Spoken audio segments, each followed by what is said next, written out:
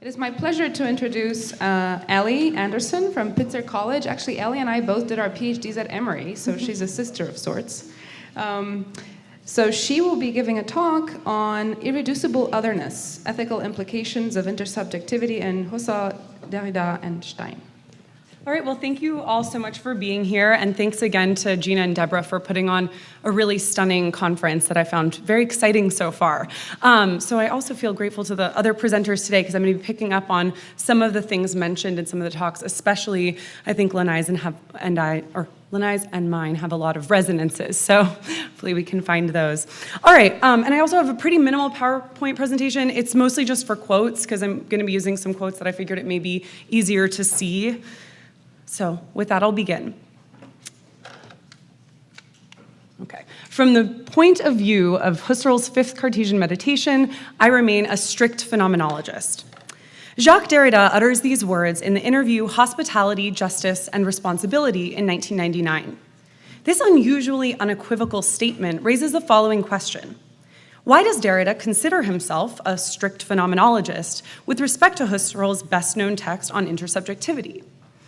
After all, though Derrida began his career as a promising scholar of Husserl, he made a name for himself in the 1960s by rejecting many presuppositions of phenomenology and deconstructing what he perceived to be contradictions and limits within Husserl's thought. Moreover, Derrida is rarely unequivocally affirmative about anything. What is it about the fifth meditation, then, that Derrida takes to be special?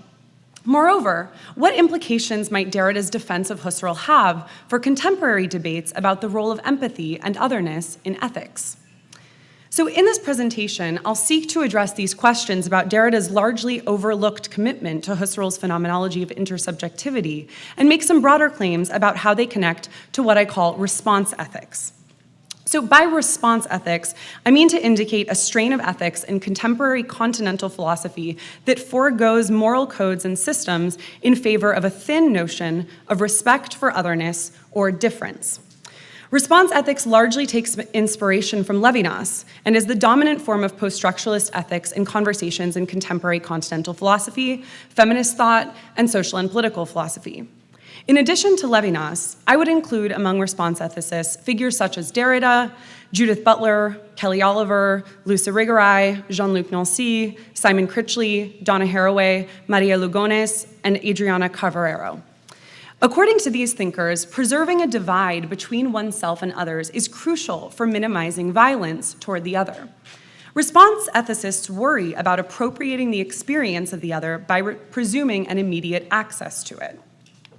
So, as Derrida puts it, it's the first quote up here, we neither can nor should feel the pain of others immediately and absolutely, for such an interiorization or identification would be dangerous and destructive.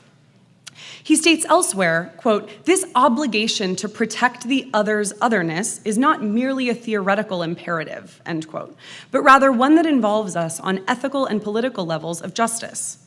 Rejecting views that presume similarity to or shared experience with others, response ethicists attempt to attend to others as they present themselves, outside the grasp of the self. Ethics for them is a matter of responding to beings as other.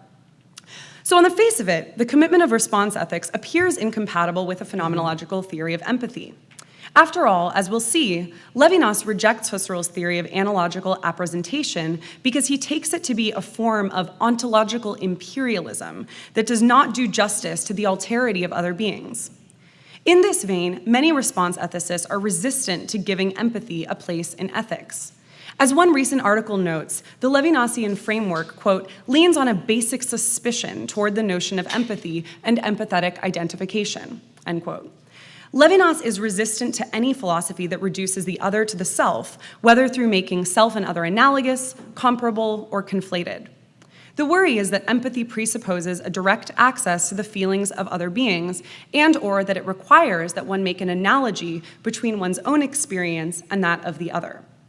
Thus, Levinas is skeptical of the Husserlian attachment to intersubjective empathy, and the skepticism continues into the present day among thinkers concerned with alterity as well. So take, for instance, Adriana Cavallero's concluding remarks to her 2000 book Relating Narratives, which Judith Butler in turn quotes in Giving an Account of Oneself from 2005. So this is a second quote here.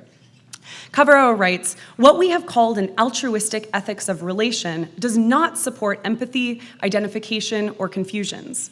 Rather, this ethic desires a you that is truly an other in her uniqueness and distinction. No matter how much you are similar and consonant, says this ethic, your story is never my story.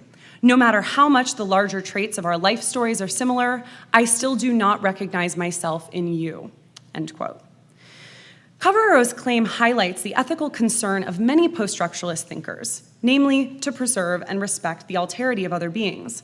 This point of view, she says, does not support empathy.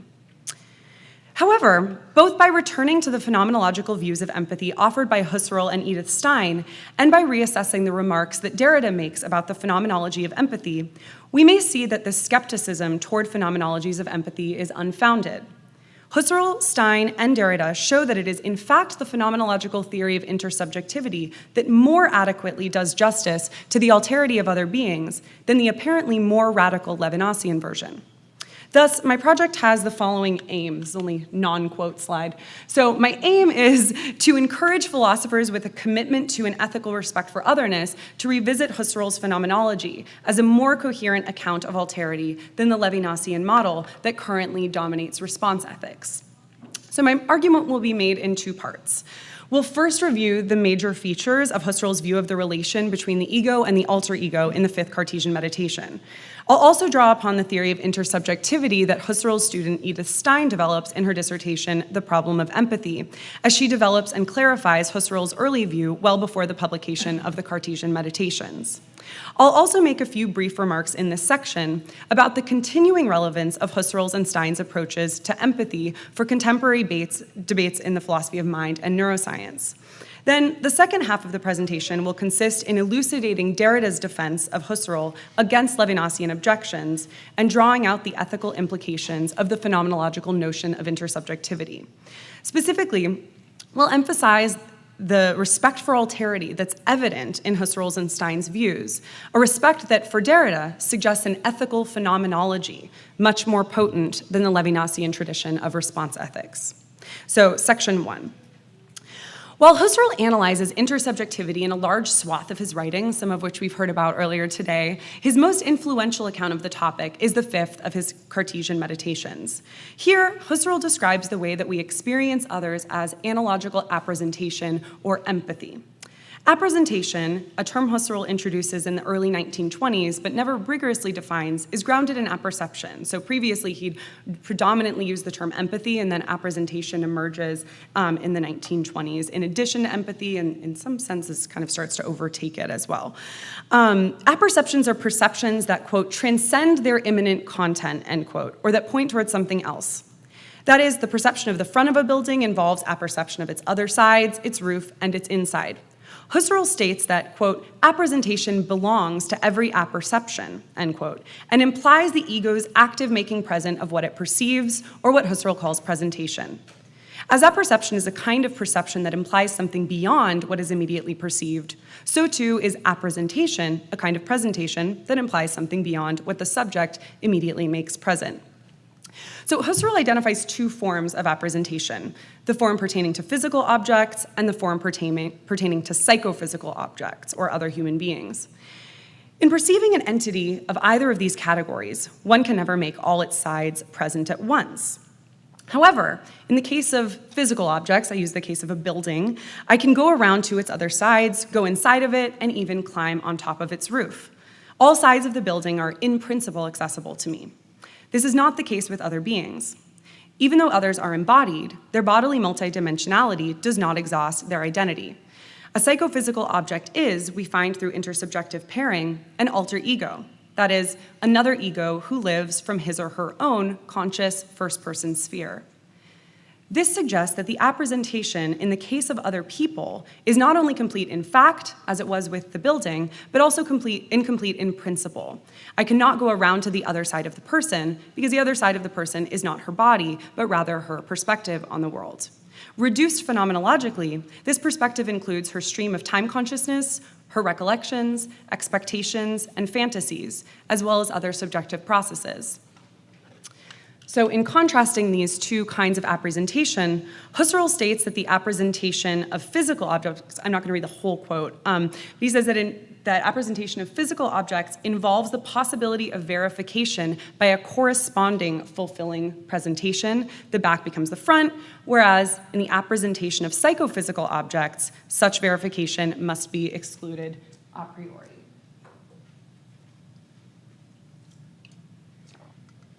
This first-person perspective of the other, which Husserl calls the original sphere of the ego, is inaccessible to me because it is precisely the nature of the ego to embody an irreplaceable perspective. Husserl describes the second kind of appresentation, that of psychophysical objects, as analogical. That is, when experiencing psychophysical objects, the ego encounters alter egos. What Husserl means by analogical here is difficult to pinpoint, partly because of his slippage in this text, that is the Cartesian Meditation, the fifth one, between the naturalistic term psychophysical object, which Dr. Heinemann gave such a nice description of, and the phenomenological term ego. Husserl states that the alter ego is an analog to one's own ego, but, quote, not an analog in the usual sense, end quote, since he does not mean to imply a sameness between self and other that is modeled on the way we experience objects or entities. Husserl's notion of the analogical here does not entail, he notes, making an inference from the existence of the other's body to the notion that the other must, too, have a consciousness. And in Dr. Rodemeyer's presentation, we got the sense, which I certainly agree with, that this marks a real distinction between Husserl and a lot of contemporary phenomenologists of empathy who do often talk about empathy as kind of inferential and involving a theory of mind. Rather, the alter ego is analogous to the ego inasmuch as each ego has an irreplaceable perspective, or inasmuch as our presence to each other indicates an insurmountable absence to each other. In facing another psychophysical object, one affectively apprehends that that object has an inapprehensible subjectivity. For Husserl, the basis of analogical representation is the other perceived as a psychophysical object or an animated organism. The analogy from ego to other occurs precisely because the ego recognizes that the other is also a physical organism with an internal harmony. What one experiences in empathy for Husserl is precisely, quote, the other's body itself, or the body of a psyche essentially inaccessible to me originaliter, end quote. While the term empathy is often used to indicate one's entering into the feelings of others, it instead indicates for Husserl precisely the inability to undergo another's conscious processes, including feelings. So Husserl states back in 1911 that, quote, in empathy, the empathizing I experiences the consciousness of the other I. So I'm also just reading some relevant parts from this quote. But no one will say he lives it and perceives it in inner perception just like his own consciousness. So this comes from the lectures on basic problems of phenomenology. For Husserl, then, empathy is precisely that experience of analogical appresentation that reveals the irreducible gap between one's own ego and the ego of the other. There's no presumption of direct identification, shared experience, or unmediated connection between the two egos. This is also the case for Stein, whose theory of empathy involves the idea that we experience others in such a way that we instantly feel the difference from ourselves. Stein's work, to a large extent occluded throughout much of the 20th century, has in recent years witnessed a resurgence among phenomenologists. Stein pursues the question of how we experience the consciousness of others in her 1917 doctoral dissertation on the problem of empathy. On the one hand, it's obvious that in order to experience any other at all, that other must come into one's own phenomenological or phenomenal field, as Husserl discusses at length in the Cartesian Meditations. On the other hand, the consciousness and subjectivity of that other being can never be directly experienced. So for Stein, empathy is, that's the first bullet point here, the experience of foreign consciousness in general. Empathy is the term that describes how we experience any ego other than ourselves. Inasmuch as the experience of an alter ego is necessarily the apperception of that ego's own non-given consciousness, empathy is based upon a difference between oneself and that other being. In empathy, we do not feel the other's pain as our own. Rather, we do feel it, but as the other's. Stein specifically rejects the idea that empathy produces a sense of oneness, which she associates with Theodor Lipps. So she simply states empathy is not a feeling of oneness.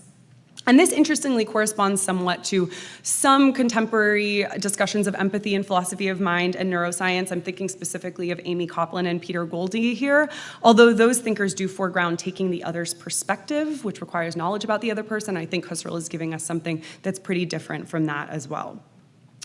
So in order to develop her view of empathy, Stein advances the Husserlian idea that there's a distinction between an experience as having originary content versus non-originary content.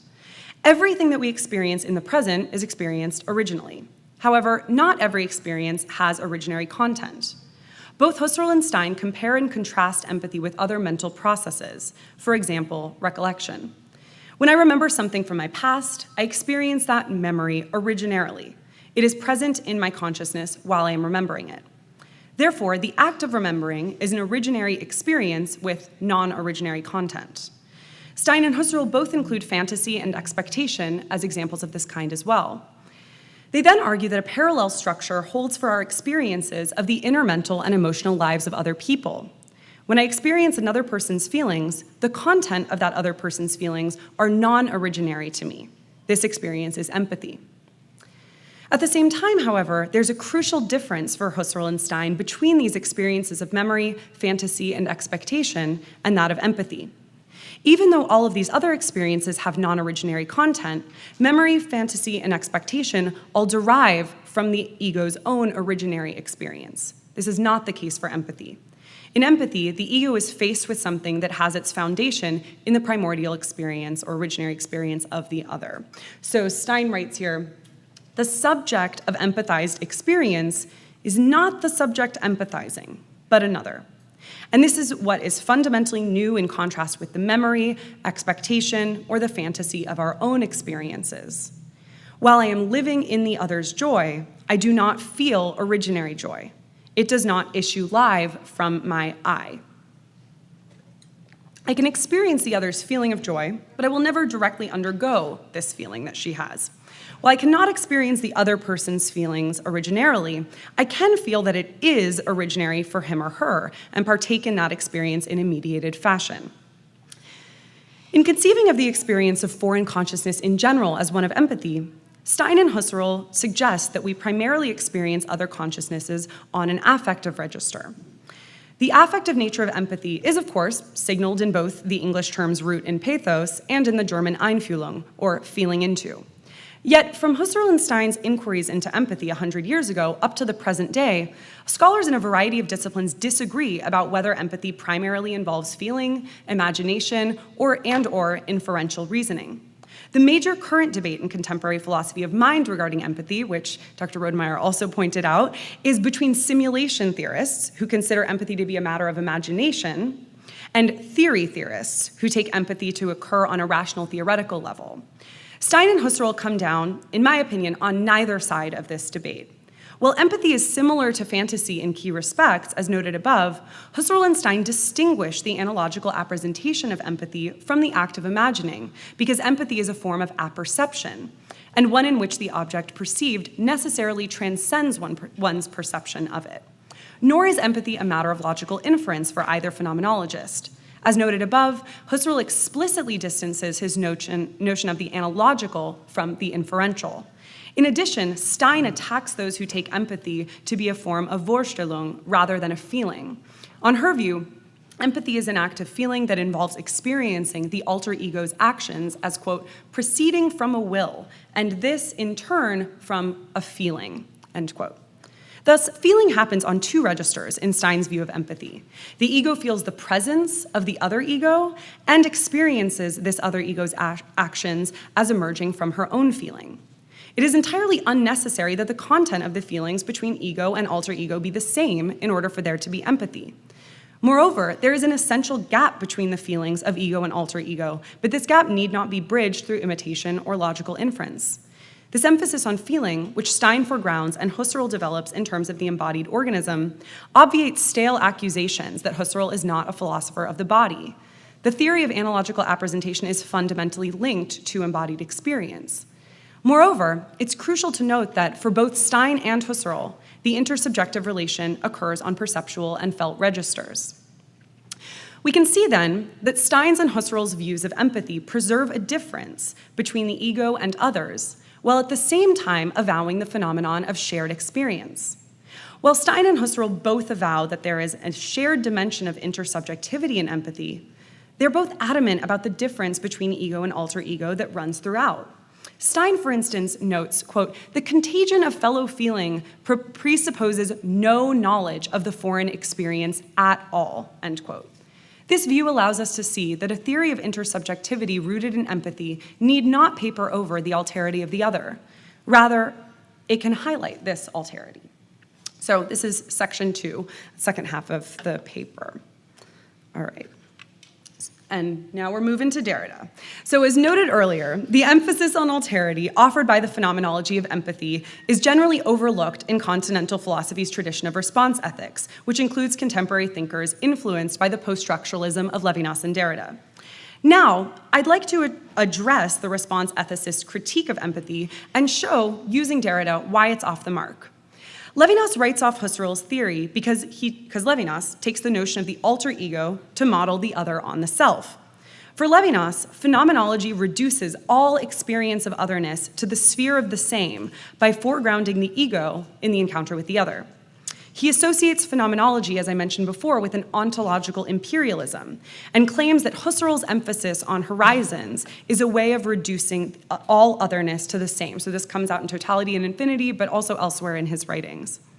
That is, on a Levinasian reading, there are two primary problems with the phenomenological theory of intersubjectivity.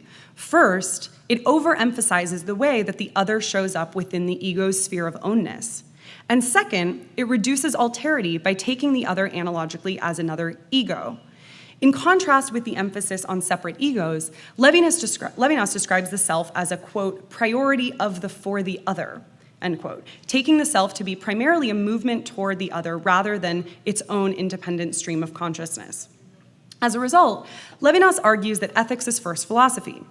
He opposes his way of thinking to ontology, which he associates with, quote, a reduction of the other to the same, end quote. Ethics for Levinas essentially involves what he calls a transcendent intention, interestingly Husserlian here, or a movement toward what is irreducibly beyond sameness. So as I mentioned earlier, many post-structuralist thinkers eschew empathy as a form of reducing the other to the same. Recall that the worry for them, for response ethicists that is that empathy risks turning others into narcissistic projections of ourselves and overlooking the very real differences among us. Following Levinas, Husserl has thus been written off. Phenomenology is seen as a point of departure, but not a home for response ethics. Yet, given what we've said about Husserl's theory, I think we can already see that this characterization is probably unfair. But Derrida certainly would say it is unfair, as he defended Husserl against Levinasian contentions as early as the 1960s. In fact, one may be surprised to find that Derrida repeatedly defended the Husserlian theory of the alter ego throughout the entire span of his career. In both unpublished as well as published works, Derrida argues that Husserl's phenomenology exhibits an unparalleled regard for otherness. While Derrida's references to the Husserlian theory of analogical appresentation are sometimes fleeting, he indeed returns to it from the 1960s until his latest works in the early 2000s, bringing it up in a positive light in a surprising number of places throughout his writings. And the most notable place here would be his 1967 essay, In Violence and Metaphysics. But interestingly, it also comes up, although I won't really talk about this, in The Gift of Death, in the formulation of the tout autre et tout autre, or the idea that every other is every bit other. He mentions Husserl explicitly in that text from 1992. Because the notion of analogical appresentation developed in Husserl's fifth Cartesian meditation foregrounds the irreducible lack of direct access one has to the experience of the other, Derrida takes it to be a genuine thinking of otherness. So he states here, this is again from that 1999 interview that I began with, in the fifth Cartesian meditation, Husserl insists that there is no pure intuition of the other as such, that I have no originary access to the alter ego as such. I should go, as you know, through analogy or appresentation. And Derrida goes on to state that he finds this argument, quote, irrefutable. So going back to the quotation with which I began the presentation, Derrida remains a strict phenomenologist insofar as he recognizes that the condition for the possibility of the appearance of an other is the fundamental lack of access to his position. Derrida upholds the Husserlian theory of the alter ego because it thematizes the confrontation with other beings precisely as a gesture toward their alterity, or that which cannot be confronted. When there's a risk of presuming an immediate access to the other, for instance, which is the gesture of violence that would bring the other into oneself and do away with the distance between the two, Derrida states that Husserl's cautious approach will always remain before us as a model of vigilance. It is necessary to watch over the other's alterity. It will always remain inaccessible to an originally presentive intuition, an immediate and direct presentation of the here, end quote. The other presents himself to me as another here, and this can never be overtaken by me. Even if I switch positions with the other, I can never be in her position. The here of the other is always necessarily a there to me, and vice versa. And I think this came out pretty interestingly in your Q&A as well. So the fact that the non-presence of the other is present to oneself indicates that the other will never be presented originarily. In this sense, the other is a phenomenon, but a phenomenon that attests to an absence of phenomenality. So this is why, for instance, Derrida will say that Husserl's theory of intersubjectivity is a self-interruption of phenomenology, because he thinks this is sort of phenomenology confronting its own limits and being unable to go beyond them. This lack of originary access to the other is expressive of otherness as such. Thus, Derrida invokes Husserl as a thinker of alterity insofar as the alter ego encountered in analogical appresentation is infinitely other in its irreducible singularity, beyond presence and grasp of the same. Husserl shows that the infinite other is made possible by appresentation, or representation within the calculative economy of the same. This is in stark contrast with the Levinasian rejection of Husserlian empathy or analogical appresentation. Derrida dismantles Levinas's objection that Husserl's theory of the alter ego implies an other who is like oneself. So he states, for instance, in Violence and Metaphysics, that, quote, it is only by misconstruing his, that is Husserl's, most permanent and openly stated intentions, end quote, that one can claim that Husserl doesn't really think alterity.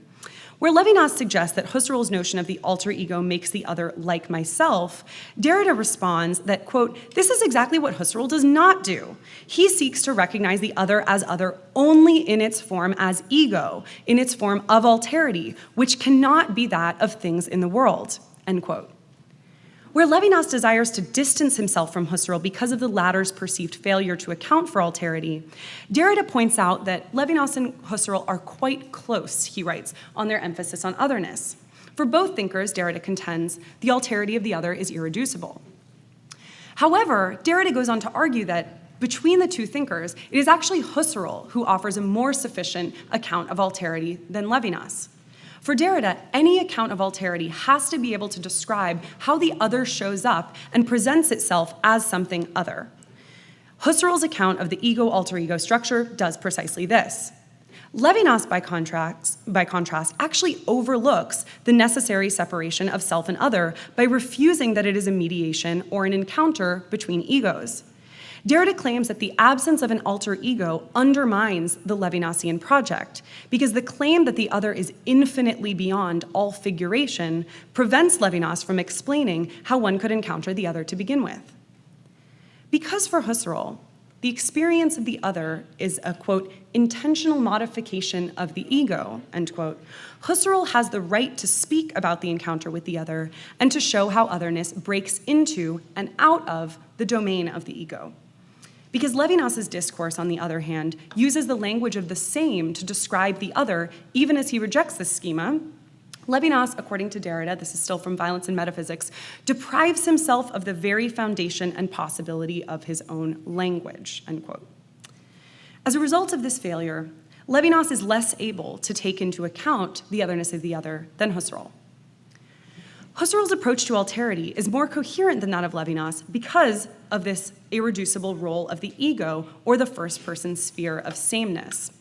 And so Derrida writes here, also from Violence and Metaphysics, that if the other were not recognized as a transcendental alter ego, it would be entirely in the world and not, as ego, the origin of the world. So it would be a physical object rather than what Husserl might call this, this alter ego. To refuse to see in it an ego, in this sense, is, within the ethical order, the very gesture of all violence. If the other was not recognized as ego, its entire alterity would collapse, end quote. It's precisely because the other is an ego that I'm able to treat her as other. To fail to recognize the other as an alter ego would be to overlook her first-person perspective. That is, it would be to fail to see that there is more to the other than I myself can ever have access through the structure of analogical appresentation that organizes our relation to one another. Far from reducing the other to oneself, which Levinas accuses Husserl of doing, Husserlian phenomenology on Derrida's view precisely signals the impossibility of reducing the other to the same, even as it claims that the other appears as other within it.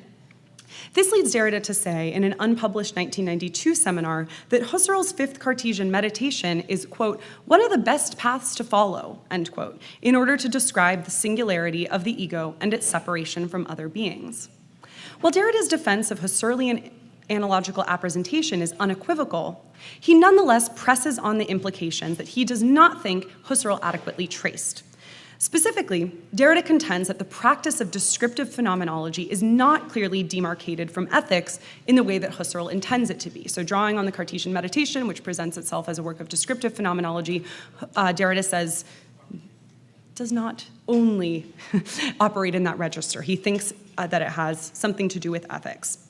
So instead, Derrida suggests in Violence and Metaphysics that phenomenology is indistinguishable from ethics. So he's not suggesting here that phenomenology leads to an ethic of respect for otherness. He's not using phenomenology as a ground for ethics.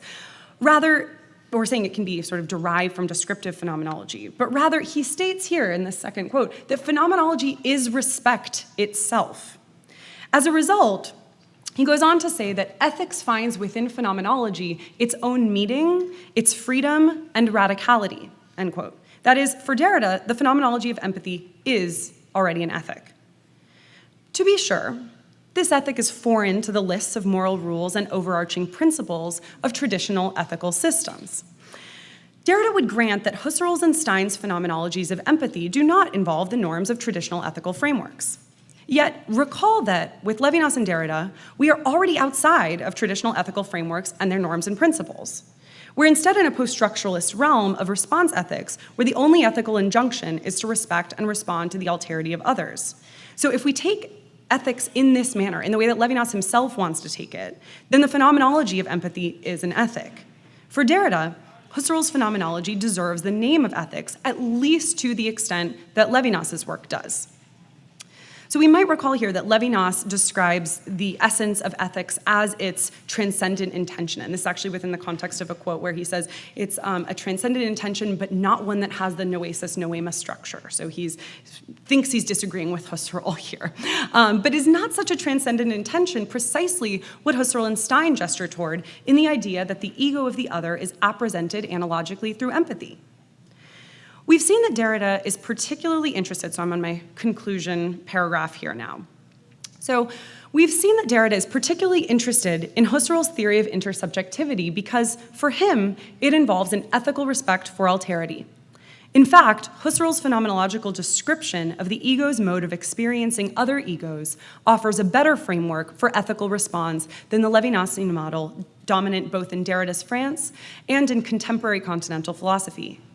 As we saw in the first section, Husserl provides a more robust alternative to the Levinasian model of otherness, inasmuch as he acknowledges that otherness is only ever experienced from one's own point of view, while insisting that the other is experienced by an ego.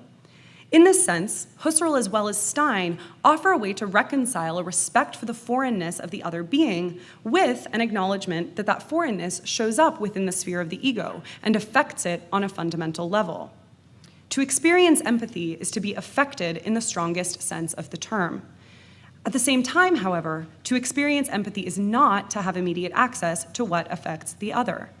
Empathy depends neither on having a robust theory of mind, nor on being capable of putting oneself in the other's shoes.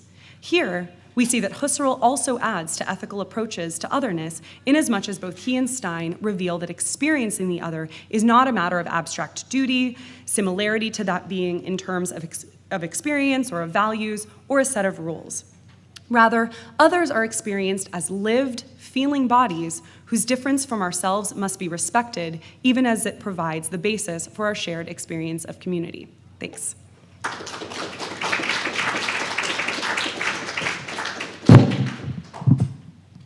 right, so we have time for questions. Questions? Linda.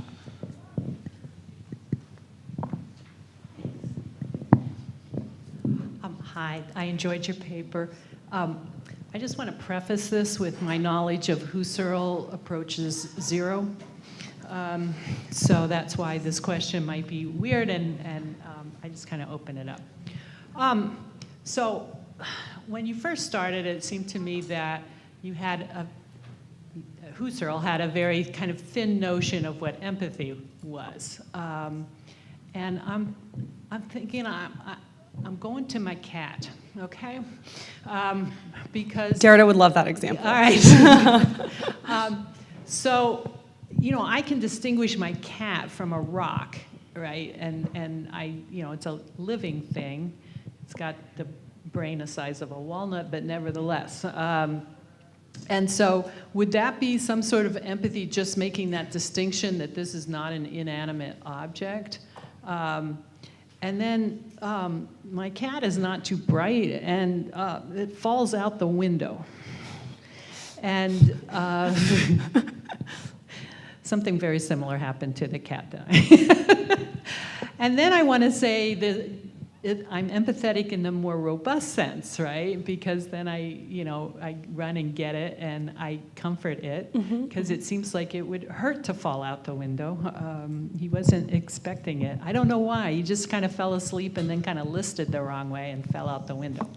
So then there's this kind of more robust way. And then, and I'm thinking, wow, that must have hurt. And I don't feel like I'm doing any kind of ontological imperialism on that, because I don't think that my cat is like thinking in any kind of human terms. Yeah. So I'm just wondering where perhaps animals, most of us have pets, is there any, I don't expect them to talk about that because, but I'm just wondering that here is this thing that I have realized is not an inanimate object, and yet I'm not going to impose any kind of human, really even anthropomorphism, quite frankly. And yet I want to say that I could empathize with my cat falling out the window. Yeah, absolutely. So it sounds like what you're describing is a distinction between basic empathy and higher order empathy, which is a distinction that a lot of contemporary theorists of empathy will use. And so basic empathy would be precisely just the intuition that your cat has a consciousness of its own. And that's mostly what I'm describing in this paper. But then, of course, there are other orders of empathy where we might want to put ourselves in the shoes of another person or imagine what their perspective might be. Now, that's extremely dangerous because, and I even just used person, but let's say being because you used an animal example, that's extremely dangerous precisely because of the differences between us. And that's particularly obvious in the case of an animal, right, where the cat has a very different kind of body than a human does. But it's also certainly the case with humans as well, that it's ethically really dangerous to imagine that we can experience what the other is experiencing. And yet, in a certain sense, we kind of need to be doing that in some situations. And then it's up to a sort of human mode, at least I think, of communication for us to be maybe trying on positions and then be in a position where others might correct us or say that's wrong or say you're moving a little too fast there. So that's sort of what comes to mind. And that, I think, is certainly taking us beyond Husserl, although I think he'd be sympathetic to the idea that we are mediating through language our experiences of the other. But that also leaves us in a particularly tricky position when it comes to animals, right? Because we don't have the mediating effects of language there. So that may be a place where we need to be particularly resistant to assuming that we know how they feel, and we might need some more kind of different modes of mediation, such as people who have studied animals a lot. But we're never going to overcome that gap. We're never going to be able to put ourselves in the shoes of that other being. And I think that often theorists of empathy kind of presume that we can too easily. And Husserl is, as Derrida said, this kind of model of vigilance for us, where we don't want to do that. Thank you. All right, all the way in the front. Getting the blood going. Sorry to make you go so No, it's great. So I wonder if Derrida has Levinas right. As I understand Levinas, and I haven't studied him very much, he wants to emphasize the radical alterity of the other, in part because he thinks that it is unknowable. Yeah. And secondly, because I think he thinks there's a danger in approaching the other as an object of knowledge, at least as a foundation for ethics or for political theory. That we have to approach the other from within the framework of an ethical point of view, with an ethical attitude. So I wonder if Derrida is just not recognizing that aspect of this and just, I don't know, maybe sidestepping that issue by saying, oh, Husserl holds on to alterity. I don't know, in none of the passages you gave does he say that it can be known. Because I think Levinas would deny that. Yeah. But also just this issue with the attitude with which we approach the subject. That seems to me something that's probably of concern of these ethical theorists. Yeah, that is actually as I take it, the major concern with what I've been calling response ethics is the concern that empathy presumes a kind of knowledge. And for a response ethical view, we don't want to presume any knowledge because ethics is, as you said, not primarily a matter of knowledge at all. But I do think that Derrida and Husserl are holding on to that insight, which is a little anachronistic when it comes to Husserl, but I think we could say the same there. I don't think for Husserl, Derrida, Stein, or Levinas, ethics is a matter of knowledge. And I have gotten, I've gotten before pushback from Levinasians who think that Derrida is getting Levinas wrong, and I'm not claiming that he's always right about Levinas, but I certainly take the Critique and Violence of Metaphysics to be pretty decisive, and part of that is because this is part of a much broader critique of Levinas, where Derrida points out that Levinas's notion of the infinite, transcendent other doesn't adequately take into account the way that other shows up for a self. And so, as I mentioned in the paper, it sort of paradoxically ends up overlooking the mediation that's required. And so I think Derrida would want to push back a little bit more on the notion that there's always a sort of mediation between our experience and the other, and that's actually going to be a lot more helpful than either thinking we have full knowledge of the other on the one hand, or thinking that we just have no direct access to the other at all. That makes sense? Yeah. Okay, thanks. Yeah, that's something I'd be happy to talk about more, though, because the Derrida-Levinas on Husserl stuff is stuff I've been thinking about for a long time.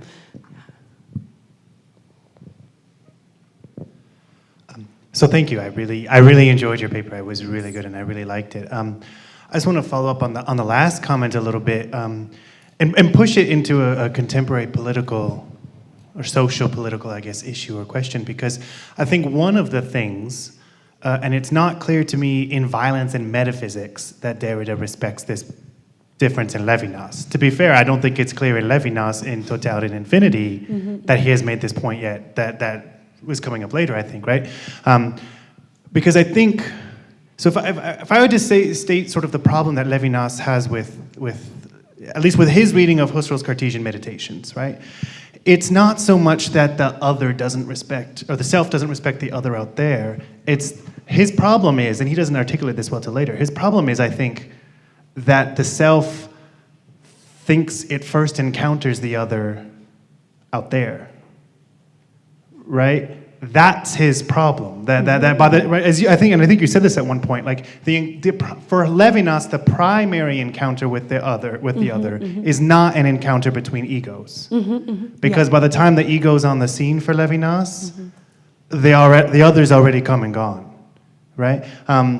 And I think this is an important decision, and it's also why, and Levinas himself says, it's also why Levinas says, I'm not doing ethics. If by ethics you mean the relationship between people, that's not what I'm doing. That's justice for him, And he's clear about that, right? And so I think that the question for, in my mind, the question for response ethicists, or the reason this is it an encounter between egos or not, becomes important, I think, is like in a contemporary, you've got, in our contemporary social political situation, you've got this sort of like, we want to call it the false equivalency, right? And it comes up with racism and all these other things, right? And in one sense, false equivalency is the perfect respect for the other, right? Like, I have my own world, and they have their own world, and so they can have theirs, and I can have mine, and I'm totally respectful of our different worlds, right? Like, that is an outcome, and it's that outcome, right, that Levinas wants to avoid by saying, you don't, like the other's not out there somewhere, the other's in here. And in fact, and again, I think Derrida acknowledges this later on in his later stuff in Adieu, and especially Spectres of Marx and things like this. He does right, I think, I'm not saying this is anything, but I'm wondering what you would say in terms of, with that kind of like the false equivalency example, right? Like, how would you say, with response ethics, like, I guess my question is this, what meta-ethics, if you want to put it that way, gives us the best way of responding to the false equivalency problem? So, yeah, it's an excellent question that I'll have to think a little bit more about.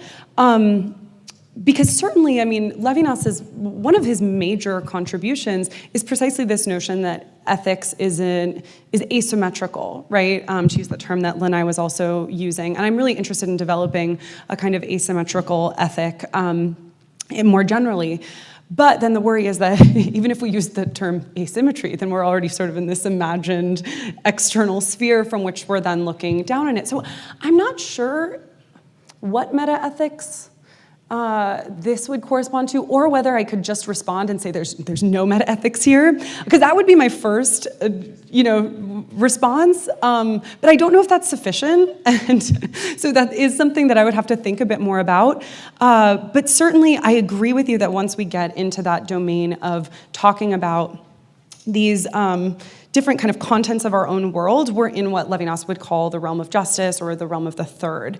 And I'm actually fine with that. I think that it's fine to say that we originally show up to the other, that our originary experience of the other is what I'm calling in other stuff asymmetrically reciprocal, drawing that term from Iris Marion Young, and then it's only then afterwards that maybe we can talk about why somebody's claim is better than another person's claim, right? So I would actually be okay with a potential false equivalency for the moment of this ethical encounter, as long as we supplement it with a different notion of communication and mediation through that community. But good question, I'll have to think more about that. Thank you.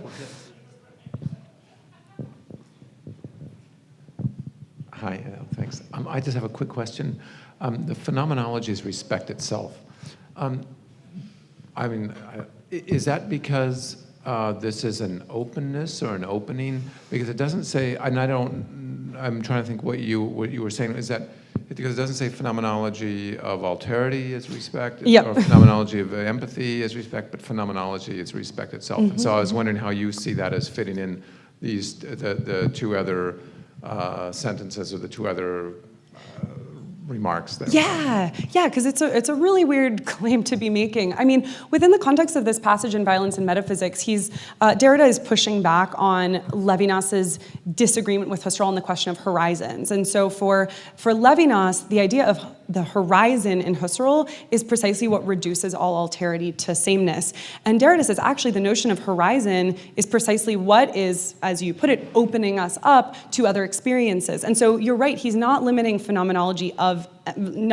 the phenomenology of empathy here, because in fact, Derrida is seeing in phenomenology in general, within the context of this passage, a respect itself insofar as phenomenology is on the one hand, noting that objects are not ourselves, right? So there's this noesis noema distinction, and yet on the other hand, acknowledging that we're only ever going to experience objects in a way that they show up for the ego. So it's that pairing of those two concepts that drive Derrida to make that comment. Yeah. Thanks. Any other questions? There's a bit more time left. You have one.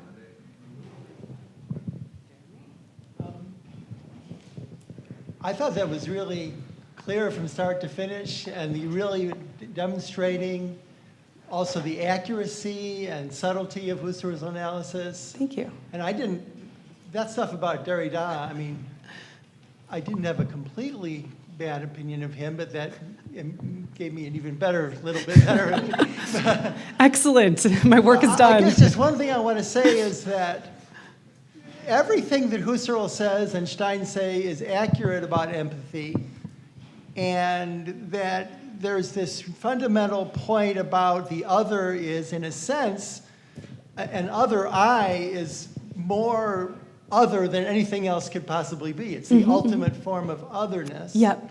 And then Husserl also talks about how empathy is appresentation that can never become a presentation, in contrast to looking on the other side of a podium or something like that. And yet, they keep talking in terms of living in the experience of the other. They keep talking in terms of there's another lived body. There were several quotes that came in. And to me, I guess I just want to make a comment that I think we've all been driven crazy by this. But to me, it kind of brings to the fore that as accurate and deep as all this is, finally it reaches an impasse, because it's still on. How else do we know there is even anything else lived out there unless we actually experience it as lived? Yeah. We do experience others' lives and bodies as lived, in the same way that we experience ourselves as lived. If not, how else would we know that is a lived body, that you are there? And so I guess I'm kind of making a comment, and I guess the comment I'm making is, as great as all this is, there's an impasse at the end. Yeah. And I don't think Husserl or anyone has gotten past that impasse. And then I guess and the impasse implies, granted everything else said about the otherness, there has to be a sense in which we really do live through the experiences of others. Of course, yeah. And, that's just the plan. Yeah, I mean, it's the old Platonic question. If we got to a place of impasse or an aporia with it in Plato's dialogues, that's certainly been the trend ever since. And so this idea of how otherness can show up within the realm of the same is precisely the problem here. But I would definitely agree with you that that the other ego, at least for these thinkers, is what is most foreign. And there's also some interesting remarks that Derrida makes in this unpublished interview from the 1990s called Fidelity to More Than One. I think it's in the process of being translated and should come out pretty soon. But he says there that the other ego is the furthest thing of all, further than the moon. And he actually uses Husserl's talk of a 0 point, or the sphere of ownness here as well. Derrida says that? That's Derrida, yeah. And then in my own work, I'm interested in developing this in terms of the self and saying that if that's true of other consciousnesses, a fortiori, it's true of the self. And so we can actually talk about our own ego as what is most foreign to us if we take Derrida to a certain point. So, yeah, I guess what I would want to append is, this is how bad it is. It is the most foreign, and at the same time, there's nothing closer. Yeah. At the very same time. I would agree. Yeah. Question, Walter? Well, okay, please stop. Okay, thank you very much for the talk. So I just want to make a comment and see if I'm getting this right or wrong. When I read Levinas, I think that one of his mistakes in interpreting Husserl is that he interprets Husserl as an idealist. And so what Husserl fails to do on his terms, he reduces the other to a noema, right? And the other's not a noema. But my complaint against Levinas is Husserl doesn't reduce the object to a noema. A tree is not a noema. Husserl tells us quite straightforwardly that a tree is not a noema. And Husserl also lets us know quite straightforwardly that somebody somewhere has seen a tree. So it's not true that consciousness is confined to noema. And that the mistake, so Levinas has to, he's almost forced to have this interpretation of Husserl where he's turning the other into the same. Husserl does it to a tree. Look, he turns it into a noema. So of course he's doing that to the other. So I was wondering, do you roughly think that this could be Levinas's mistake, is this idealist misreading? Yeah, I think that's a really helpful way of putting it, because absolutely, I mean, I mentioned that other passage where Levinas talks about ethics as involving a transcendent intention, but not in terms of noema and noesis. And in this sense, he thinks he's doing something different from Husserl, but I think that's actually precisely what Husserl's doing in the theory of empathy, because, as you rightly point out, the other ego is not a noema for Husserl. And so, yeah, I would just agree with that completely, but putting it in terms of idealism is helpful, so thank you. Okay, thanks. All right, so let's thank our speaker. We're running out of time.